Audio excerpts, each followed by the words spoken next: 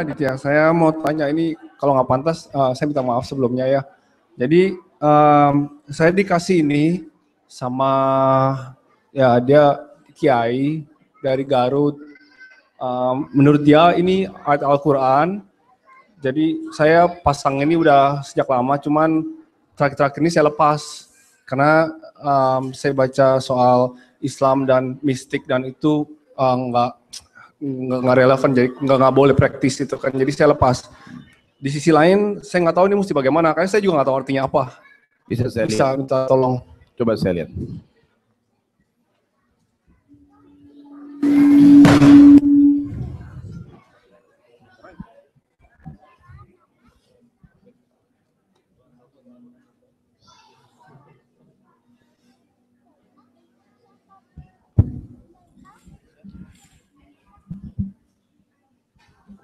Iya, ini sama ini. Jadi inilah ciri yang saya bilang buhul tadi ya.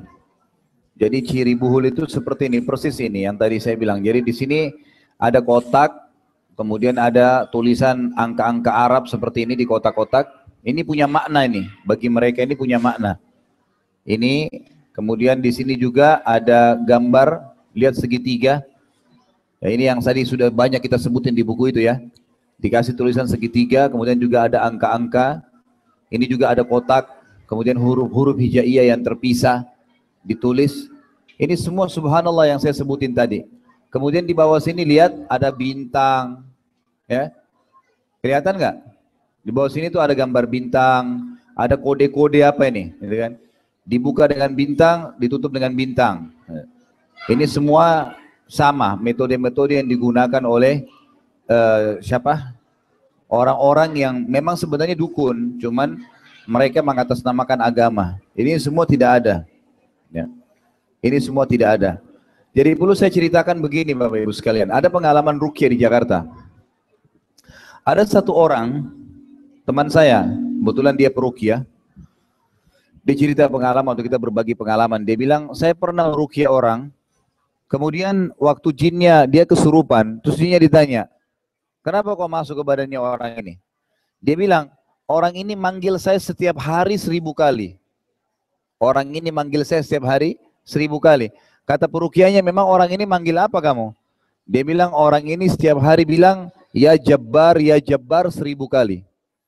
Jabbar itu kan namanya Allah ya. Tapi belum pernah ada sunnah dari Nabi SAW dibaca 1000 kali. Nggak ada zikir 1000 kali ya Jabbar. Karena dia amalkan yang Nabi tidak pernah contohkan, ternyata itu bisa mengundang syaitan. Dia bilang, nama saya Abdul Jabbar. Syaitan itu. Saya masuk ke badannya gara-gara itu. Contoh. Kemudian ada juga orang yang pernah diruqyah ditanya, kenapa kau masuk? Dia bilang, orang ini selalu kirimin saya Al-Fatihah. Dia bilang Al-Fatihah kepada Abdul Qadir Jailani. Saya Abdul Qadir nama saya masuk ke badannya. Sementara mengirim surah Al-Fatihah untuk orang mati, tidak pernah ada sunnah Nabi. Pernah nggak Bapak Ibu dapat riwayat, Nabi bilang Al-Fatihah untuk Hamzah, pamannya meninggal. Al-Fatihah untuk ahli Badr, ahli Uhud. Nggak pernah. Kita yang buat-buat tuh. Nggak pernah ada seperti itu. Yang ada doain iya, doain, minta ampun buat mereka iya. Tapi ngirim ayat Al-Quran untuk orang mati itu belum pernah ada sunnahnya. Ternyata dengan dia kirim itu, tidak sampai ke orang mati, tapi ditunggangin oleh syaitan yang ada di sekitar situ. Untuk masuk ke badannya. Ada teman saya juga pernah ngeruqyah sekali lagi, di satu pesantren gitu. Pada saat dia masuk, diajarin ruqyah, lalu dia ruqyah, dia baca ruqyah, satu masjid itu kesurupan. Anak-anak santrinya. Lalu kiainya bilang, kamu ngapain murid-murid saya nih? Dia bilang, pasti pagi ada pelanggaran nih, nggak mungkin. Dia bilang, saya nggak pelanggaran apa-apa, coba renungin baik-baik, ada amalan-amalan enggak, ritual-ritual enggak?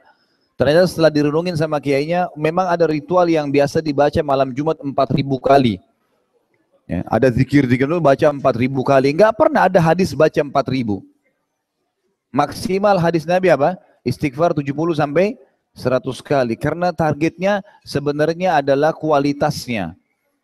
Astagfirullah wa atubu ilaih. Itu baru Allah terima. Tapi kalau kayak orang kumur-kumur, sufullah, nggak dapat apa-apa. Gitu kan? Jadi seperti itu. Jadi mohon maaf, ini memang bagian dari hal yang sebaiknya tidak ada. Iya, ini nanti dimusnahkan, dibakar. Semua yang begini ya, jadi ini contoh. Makanya dari awal dari pertemuan saya bilang, kalau ada yang punya kertas, punya kulit, jimat, apa semua serahkan. Nanti kita jelaskan. Dan ini caranya sederhana. Tetap di sini memang ada beberapa ayat. Ini yang saya bilang, kadang-kadang ayat kemudian diputus. Ya, ini contoh ciri di sini, lihat ya. Ini kotak, kemudian ada di sini ditulis di pinggir-pinggir miring, tulisan miring.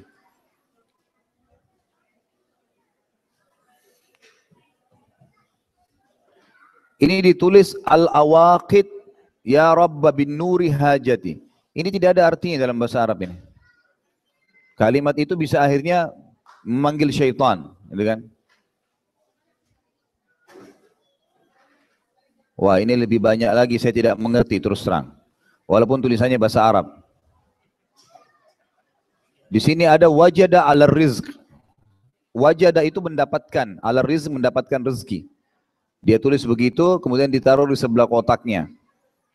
Kemudian di sini ada tulisan, ini kalau kelihatan ya, ini seperti huruf sin yang banyak sekali disambung-sambung. Ini nggak bisa dibaca. Saya bukan nyombongkan diri, Bapak Ibu sekalian, sudah sekian tahun belajar bahasa Arab, saya nggak bisa baca apa ini. Nah ini biasanya begitu. Jadi buhul-buhul ini dilihatkan kalau mayoritas orang Muslim dikasih tulisan bahasa Arab, nanti disisipin di situ beberapa tulisan-tulisan tentang masalah sihir itu. Nah ini biasanya dikasih untuk pelaris. Biasanya begini nih dikasih untuk pelaris. Bisa ini, bisa kain, ditaruh di tempel di tembok dan seterusnya. Jadi ini sebaiknya dibacakan surah Al-Falaq, cara musnahkan ya kalau ada di rumah apa? Tiup. Setelah baca Al-Falaq tiup. Bakar sampai musnah. Setiap ditemukan hal-hal yang tidak enak di rumah, kalau sudah diruqyah ya, tadi misalnya ruqyah air, semprotin seluruh rumah, coba praktekin 2 minggu.